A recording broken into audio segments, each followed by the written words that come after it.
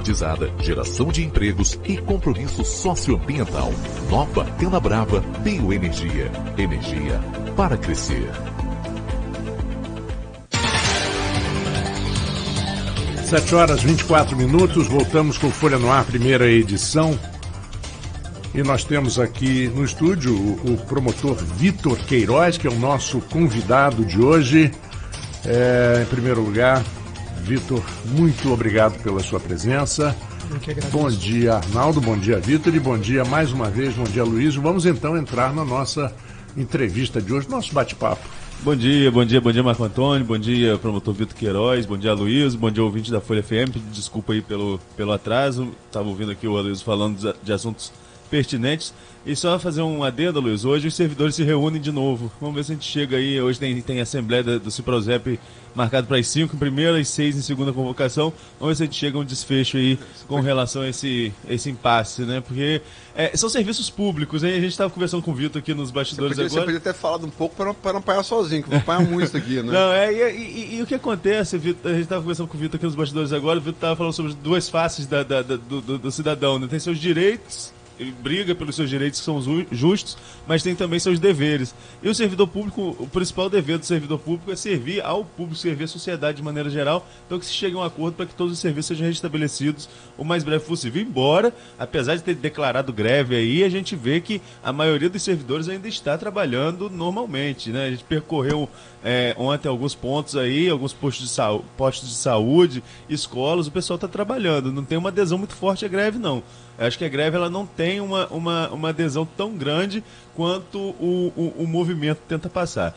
Mas, enfim, a gente comenta um pouquinho mais no último segmento. Vamos aproveitar a presença do Vitor aqui, que muito nos honra em participar do programa de hoje. Vitor, e um assunto recente, né, que teve destaque na semana passada foi a questão do caso de meningite no presídio Carlos Tinoco da Fonseca, aqui em Campos, né, um detento com caso, o doutor Ábido até falou que tinha certeza que esse caso estava confirmado, um outro suspeito, e à época a Secretaria Estadual de Administração Penitenciária chegou e suspendeu, ninguém entra, ninguém sai do presídio, né, então Campos ficou com o presídio parado, e você como promotor tomou a atitude de tentar reverter isso. Você pede ali que ou se faça a profilaxia dos novos detentos, para que eles possam adentrar o sistema penitenciário, ou se remaneje ele para o presídio mais próximo, no caso, que é Itaperuna.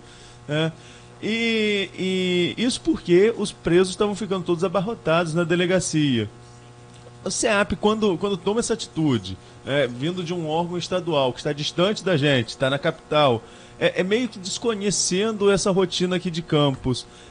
Basicamente essa a sua intenção? É mostrar que precisa tomar uma atitude que também não impeça o funcionamento normal das instituições aqui no município? Bom dia a todos, bom dia Marco Antônio, bom dia Arnaldo, bom dia Luísio, uma honra, um prazer estar aqui com vocês. Bom, essa questão da iniciativa do Ministério Público, de minha parte, foi pontual, foi exatamente no plantão do último sábado, porque nós recebemos algumas informações de delegados de polícia que se queixavam de que os presos, principalmente em flagrante, que estavam nas delegacias e que deveriam normalmente ser apresentados às unidades prisionais de Campos, não estavam sendo aceitos nas unidades prisionais, sob o argumento pela CEAP, pela Secretaria de Administração Penitenciária, de que haveria o surto de meningite e que, portanto, ali a porta estava fechada. O questionamento dos delegados, a preocupação legítima dos delegados era no sentido de que, o que fazer com esses presos? Não cabe à CEAP, na verdade, administrativamente, dar o devido encaminhamento a esses presos. Agora as delegacias de polícia, com a equipe dos policiais civis já assoberbada de trabalho, vai ter também que ficar fazendo transporte e distribuindo presos pelo Estado, porque as unidades prisionais de Campos não aceitam presos. Bom, diante dessa constatação, no sábado especificamente, foi uma atuação pontual, e tendo em vista a urgência também do caso, sob pena de se causar um caos ali nas delegacias de polícia, que não tem estrutura para ficar acumulando presos, eu pedi ao juízo de plantão que a SEAP fosse instada, fosse obrigada a receber os presos que vêm das delegacias. Veja, não se tratava de menosprezar o problema de saúde, não se tratava de desconhecer o risco que talvez pudesse existir com relação ao suposto surto de meningite. Mas simplesmente fechar as portas das unidades prisionais não nos parecia minimamente razoável. Ótimo, se os presos não podem ficar ali, que a própria Secretaria de Administração Penitenciária faça a redistribuição dos presos, mas não entregue esse encargo, até porque não cabe à Polícia Civil, não entregue esse encargo à Polícia Civil, sem prejuízo da possibilidade da profilaxia dos presos. E aí é uma decisão realmente de cunho administrativo, que cabe ali com o apoio da Secretaria de Saúde, é uma situação de muita seriedade. A questão foi essa, muito simples. E o juiz de plantão concedeu a liminar que nós pedimos naquele momento para evitar que as delegacias de polícia vivessem esse caos. Posso trazer, não sei se já veio a notícia, mas acompanhando, já não mais com atribuição para o caso, porque minha atribuição se encerrou no plantão para esse caso, mas como cidadão acompanhando, eu tive conhecimento de que a liminar do plantão foi revogada. Foi revogada agora na segunda-feira, pelo juízo da segunda vara civil, sob o argumento de que já existiria ali um trabalho feito pela Vara de Execuções Penais junto a todas as unidades prisionais do Estado, em conjunto com a SEAP, no sentido de fazer esse isolamento das unidades prisionais pelo menos até o dia 23 de maio, e que, no entender do juízo já fora do plantão, caberia sim às delegacias de polícia com suas equipes fazer o remanejamento dos presos, porque, segundo a decisão que revogou a liminar, os agentes da Secretaria de Administração Penitenciária estariam todos atarefados com o tratamento dos presos e outras atividades. Enfim, mas a ideia não era desrespeitar nem desconsiderar esse problema de saúde. Não, era apenas tentar colocar nos eixos o funcionamento administrativo dessa questão. Mas quando você pede ali para que a SEAP possa voltar a admitir os presos no sistema prisional aqui em Campos, você também, no pedido da promotoria, você também sustenta a questão de remanejar para um presídio mais próximo. Eu estou enganado? Se for o caso. Essa é uma decisão que deve caber ao administrador no momento em que recebe os presos. Se ele entende que aquele preso não reúne condições de saúde de estar naquela unidade prisional, por alguma razão, ele faça o remanejamento para outra unidade prisional. O que não pode é transformar a delegacia, por tabela, numa unidade prisional. Que já foi, no passado recente, gerou muito problema, né? Exatamente. Né? Eu já cobri algumas rebeliões de presos na 104DP. Tem um caso ali que tem uma escola atrás que sempre os presos pulavam. Quando pulavam, fugiam, saiu para a escola. Tinha que parar a aula porque tinha um preso atravessando. É sério, parece brincadeira, mas é sério. Você quer colocar mais uma coisa sobre o caso, Arnaldo? Mas como é que ficou? Qual tá a expectativa agora em relação a esse preso? Você tem o Dr. Abel esteve aqui na segunda-feira, ele abriu essa semana do programa, e ele falou que realmente parece que a meningite tem dois tipos de meningite, né? A viral e a bacteriana. Que o caso dele seria o mais grave, quer dizer, portanto, o mais contagioso também. Você tem notícia como está esse preso? No sábado, a gente teve a notícia de que havia um preso, se não me engano, confirmado e um com suspeita. Quer dizer, nessa massa carcerária toda, dois. Um confirmado e outro suspeito.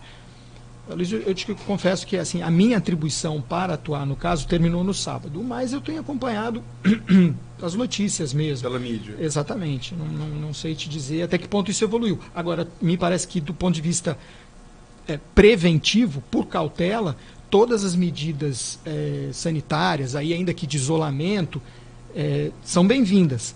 Mas que isso não faça com que você transforme a atividade da Polícia Civil numa atividade caótica. Né? E também não pode, né, Luiz, considerar um surto, né? As pessoas já chegam com a expressão de surto, principalmente quem gosta de botar lenha na fogueira. É um surto de meningite. Por isso não até, é esse caso.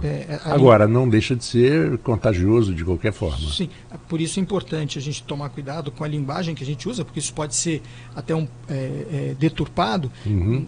No sábado, no plantão, eu falei em suposto surto de meningite. Porque eu não sou técnico, eu não posso afirmar, eu seria leviano se afirmasse que havia ou que não havia surto de meningite. E o doutor Abdo aqui falou, Luiz, que todos os protocolos foram seguidos rigorosamente como manda o manual, vamos dizer assim. Não, porque meningite realmente é uma doença, quer dizer, não é uma doença qualquer, é uma doença que leva a óbito e em alguns casos, eu tive um caso em família, que é uma coisa me marcou muito. Um primo meu tinha uma filha, linda menina, de 3 anos de idade, era lourinha. Família, meu pai, família. Parente seu, pessoal alourado, né? Branco, olho claro. A menina parecia aquele bebê Johnson, né? E ela de um dia pro outro, foi de um dia pro outro. Um dia a menina estava brincando, outro dia a menina estava morta. De Paulo André, né? Não queria falar o nome, mas você citou. E eu vi uma doença realmente que eu fiquei chocado com aquilo. É um negócio que devastador. Você não espera, né? É o que você lê em relato da Idade Média sobre peste negra. Num dia está muito bem, no outro dia está morto. Então, é uma doença realmente terrível, né? É horrível. Todo pai, inclusive, aconselha sempre que seu filho estiver com febre, sobretudo em tempo de frio, como está ficando agora, chegar, você levar no plano de saúde, você levar na UBS, a primeira coisa que você faz é pede para ver a rigidez da nuca.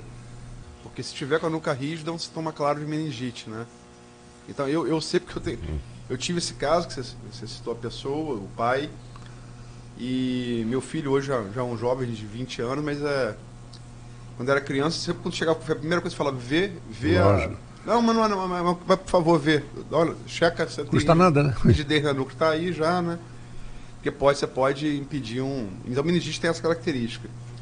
Agora, Vitor, você falou aí de uma coisa, o jornalismo e o Ministério Público, Promotoria de Justiça, tem muitas características comuns. São funções investigativas, né? E tem essa coisa que acho que as duas categorias têm, que é TPP, né? Tensão pré-plantão. A gente tem essa coisa comum. Você no plantão, todo jornalista vai te falar 1000 histórias de plantão em redação também. E você me lembra que me falou uma história, há algum tempo atrás. Vamos mudar um pouco o assunto, chegar à questão da violência em campos, que além de saúde, a violência em campos tem crescido bastante, e é outra causa de preocupação um pouco da sociedade. Você me falou uma coisa que eu nunca esqueci, é que você estava num plantão e um jovem tinha sido preso por assalto, na Pilinca. Você falou para você, conta a história, você vai contar melhor que eu, como é que é a história da Pilinca? Bom, era um dos muitos plantões aí que a gente participa e quando pelo Estatuto da Criança e do Adolescente, né, quando um adolescente, que é aquele jovem entre 12 e 18 anos, pratica um ato que pode ser considerado crime e é surpreendido em flagrante, né, se diz que ele praticou um ato infracional, ele apreendido em flagrante, se o delegado de polícia entende que não deve liberá-lo por diversas razões, ele tem que ser apresentado ao Ministério Público imediatamente para que o promotor de justiça colha o seu depoimento informal. A lei fala em oitiva informal, que é formalizada, na verdade, né? A gente põe no papel, etc. Tá certo. E aí, num determinado plantão, me foi apresentado aqui em Campos um adolescente que havia sido apreendido em flagrante pela prática de ato infracional análogo ao crime de roubo. Roubo à mão armada. Ele tinha abordado uma moça ali nas proximidades aqui na Pilinca, aqui, perto do Auxiliadora, e apontou a arma para ela e ordenou que ela entregasse o celular, enfim, saiu correndo. E aí na outra rua a moça começou a gritar, na outra rua ele foi apreendido, estava passando uma viatura da polícia. E quando ele foi apresentado ao Ministério Público, eu questionei, falei, rapaz, mas onde você reside? Ele designou uma determinada localidade aí de Campos, e aquilo me impressionou porque há uma história, né, uma tradição, não sei se isso... Eu estou aqui em Campos há uns quase 20 anos e já tinha ouvido falar disso, que a cidade poderia ter uma divisão territorial, né? Não sei se isso é mais antigo, e o marco divisório seria a Beira-Valão. Então o pessoal da Tiragosto não passa de lá para cá e o pessoal da Malheira não passava de cá para lá, né? E esse rapaz, por essas circunstâncias, eu tinha vislumbrado que ele tinha ultrapassado esses limites, né? Ele tinha assaltado aqui na região da Pelinca, lá na região da Pelinca. E eu perguntei para ele, falei, rapaz, você que mora em tal lugar, como é que você faz isso? Vem aqui assaltar e pode isso? Aí ele falou, não, doutor, ali é tranquilo, porque essa região aí da Pelinca é zona neutra. Eu falei, zona neutra? Pois é, ali pode tudo. É a Suíça de Campos. Exatamente. Né? Foi o ensinamento que eu recebi do adolescente infrator naquele momento. Que coisa. Parece aquela história, Zona Livre para entrevista, né? Zona Franca de Manaus. Zona Franca de Manaus. Mas não, porque isso realmente mostra como que é um mundo real, né? Quer dizer, a gente pode brinca, mas não pode ignorar como que as coisas se dão, né? Essa coisa territorial realmente. Você tem os casos mais recentes ali do Santa Rosa, da Guerra do Tráfico. Como essa coisa territorial, esse tribalismo, né? A menina, por exemplo, que foi torturada, que gerou a prisão do Nolita, que era o chefe do tráfico lá, e de 4 dos seus principais comparsas, né? Enfim, ele no domínio da criminalidade. A menina foi torturada porque estava namorando um menino de outra comunidade. Quer dizer, que coisa terrível isso, né? Agora, Vitor, a gente está hoje no Brasil, sobretudo um país hoje em que há uma judicialização muito grande da vida pública, né? Muitos veem isso com olhos críticos, né? Muito se critica isso.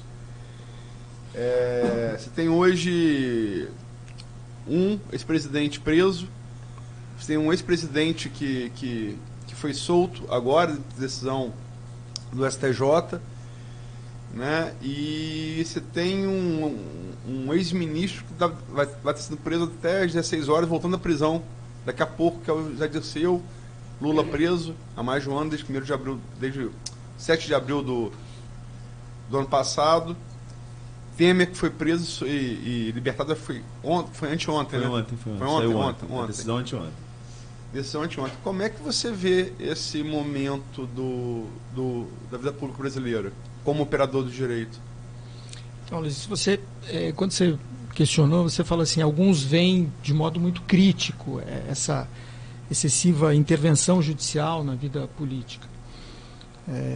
Eu, sinceramente, lógico, não é uma questão simples, não vamos tentar minimizar a complexidade do fenômeno, mas assim, é nítido para mim que a judicialização da vida pública, da política, enfim, ela não é um mal, ela não é a causa do problema. Na verdade, isso é um mero sintoma de que algo vai mal, né? Realmente, a justiça, ela intervém excepcionalmente, mas se ela é cada vez mais chamada a intervir, é porque antes disso temos algum problema, não é?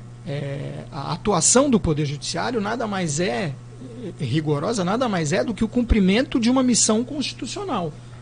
Assim como a missão do Poder Executivo é de administrar, de executar, de tomar decisões práticas do dia a dia, no sentido da execução do orçamento e etc., e assim como a função do Legislativo é fazer a lei, é também, de certo modo, fiscalizar a atuação do Poder Executivo, a função do Poder Judiciário é dizer o direito no caso concreto quando há um conflito, quando há a prática de um delito, quando há a prática da malversação do dinheiro público, não é? A punição que daí advém, e isso é uma atitude civilizada, porque está prevista em lei, está prevista na Constituição, são os mecanismos civilizados que nós temos de controle desses atos que violam os princípios básicos da administração pública, a justiça está cumprindo o seu papel. Isso é sintoma de um problema. Isso não é um problema. A atuação da justiça não é em si um problema.